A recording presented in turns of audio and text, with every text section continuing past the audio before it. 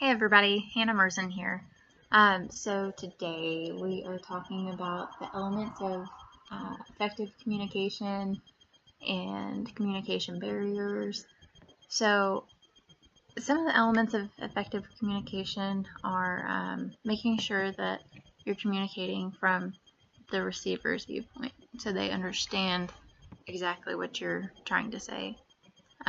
Learning from feedback, using strategies for effective listening, and being prepared for cultural differences. That is really important because everybody's different. Some cultures think that showing the bottom of your foot, if you cross your legs and you put the bottom of your foot up, some cultures think that that's you saying that they're beneath you or they're dirt. Let me see here. Some communication barriers include information overload. I mean, people get so much information in a day.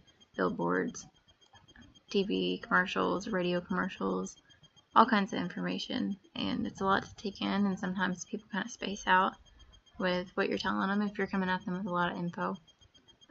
Misunderstandings due to word choices, and then cultural differences. And the conflict that I'm actually going to tell you about deals with the cultural difference. So I used to work as a purchasing agent for a small family-owned company in Arlington, and being the purchasing agent, I had to deal with some of the guys in the shop. And basically, like the shop foreman guy, when he would tell me that they needed stuff, he'd come in and he'd tell me certain things, and then other times he'd come in and he'd write stuff down. Well, he was a Hispanic man, and I don't know very much Spanish, and his English was very broken. He's lived here a good portion of his life, but some things he would still only know the words in Spanish. So for a while there, it kind of made my job really difficult, and it made his difficult too because I didn't understand. So sometimes things wouldn't get ordered, or they would be ordered wrong. He'd get them and he'd be like, "What in the world is this? This is not what I told you." I'm like, "Well, I didn't know what you were telling me. It's pretty much the closest thing to it."